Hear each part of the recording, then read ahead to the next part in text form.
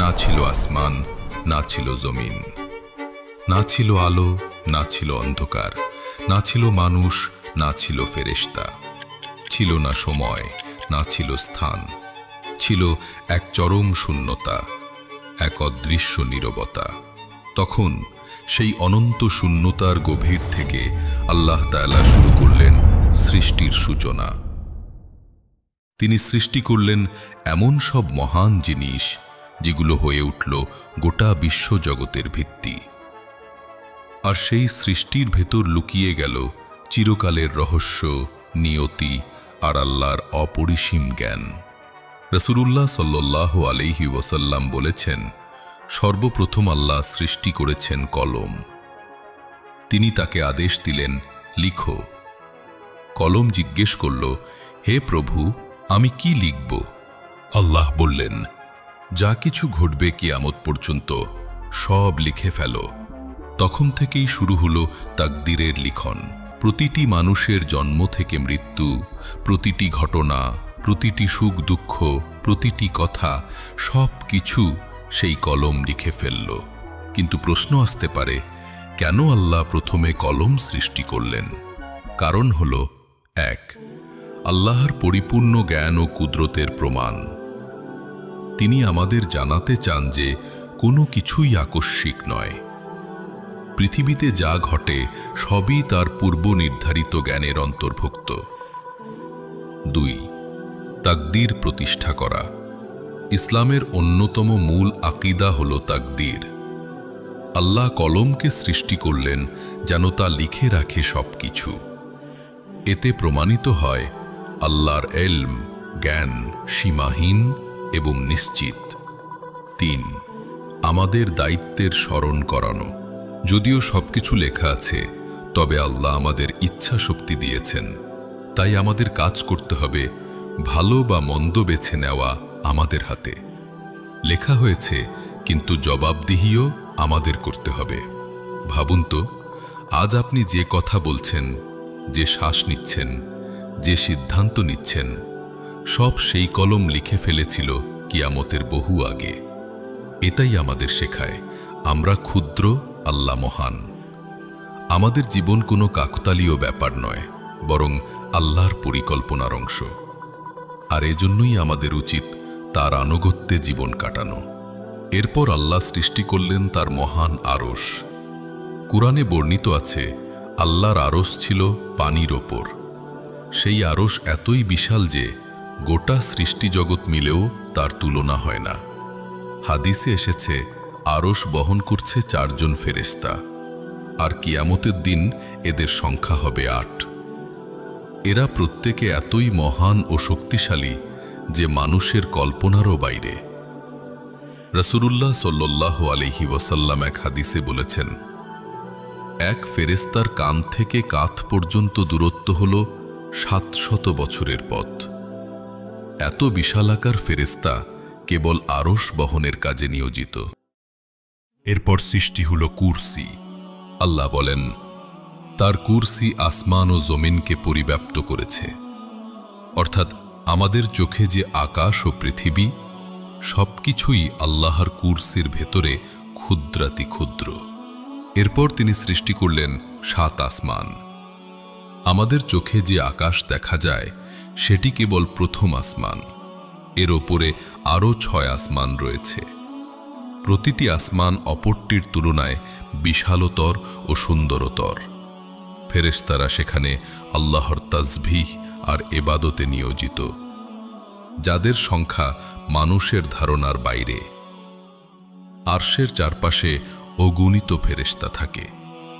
তারা নিরন্তর আল্লাহর প্রশংসা করে, তাসবিহ পড়ে এবং বলে, হে আল্লাহ, তুমি সর্বপবিত্র, সর্বমহান। এইভাবে আরশ, কুরসি ও 7 আসমান সব মিলিয়ে প্রকাশ পায় আল্লাহর সৃষ্টির মহিমা ও অসীম শক্তি।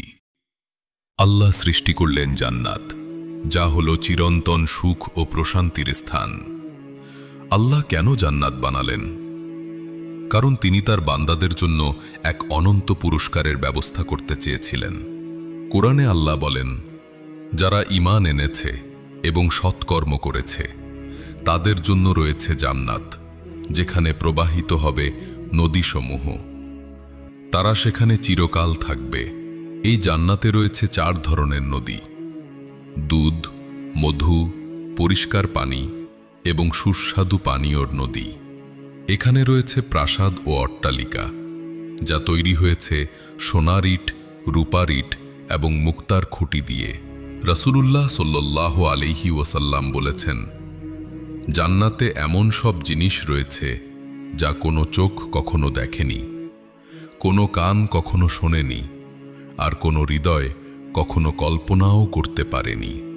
জান্নাত কেবল ভৌত সুখের স্থান নয়, এখানে রয়েছে চিরন্তন নিরাপত্তা, শান্তি এবং আল্লাহ সন্তুষ্টি, যেখানে নেই দুঃখ, নেই মৃত্যু, নেই ভয়, নেই ক্লান্তি। এবং আল্লাহর রহমতে প্রতিটি নেক বান্দার জন্য জান্নাতে প্রস্তুত হচ্ছে আলাদা আলাদা জায়গা। ফেরেশতারা আজও তৈরি করছে সেই প্রাসাদ, সেই বাগান, সেই সুস্বাদু ফল আর অমর জীবন। সুতরাং জান্নাত হল আল্লাহর পক্ষ থেকে সেই মহান প্রতিশ্রুতি, যা তিনি বান্দাদের দিয়েছেন পুরস্কার ও রহমত হিসেবে। আল্লাহ পাশাপাশি সৃষ্টি করলেন জাহান্নাম, এক ভয়ঙ্কর স্থান, শাস্তির আবাস। এটি তৈরি করা হয়েছে কাফের ও গুনাহগারদের জন্য, যারা আল্লাহকে অমান্য করেছে, সত্যকে অস্বীকার করেছে আর তার নিষেধ অমান্য করে জীবন কাটিয়েছে। রাসূলুল্লাহ সাল্লাল্লাহু আলাইহি ওয়াসাল্লাম বলেছেন, জাহান্নামের আগুন তোমাদের এই দুনিয়ার আগুনের চেয়ে 70 গুণ বেশি তীব্র। জাহান্নামের আগুন এতই প্রবল যে যদি 1 ফোঁটা আগুন দুনিয়ায় এসে পড়ত, তবে পৃথিবীর পাহাড় পর্বত পর্যন্ত গলে যেত। জাহান্নামের ভেতরে কি আছে? সেখানে আছে ফুটন্ত পানি, যা পান করতে বাধ্য করা হবে অবাধ্য মানুষদের। আছে উত্তপ্ত বাতাস, যা হাড় পর্যন্ত জ্বালিয়ে দেবে।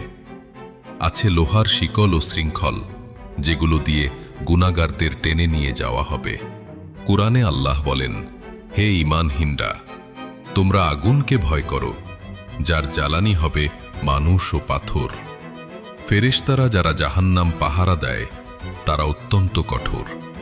কুরআনে তাদের সম্পর্কে বলা হয়েছে, তারা আল্লাহর নির্দেশ অমান্য করে না, যা আদেশ করা হয় তাই তারা পালন করে।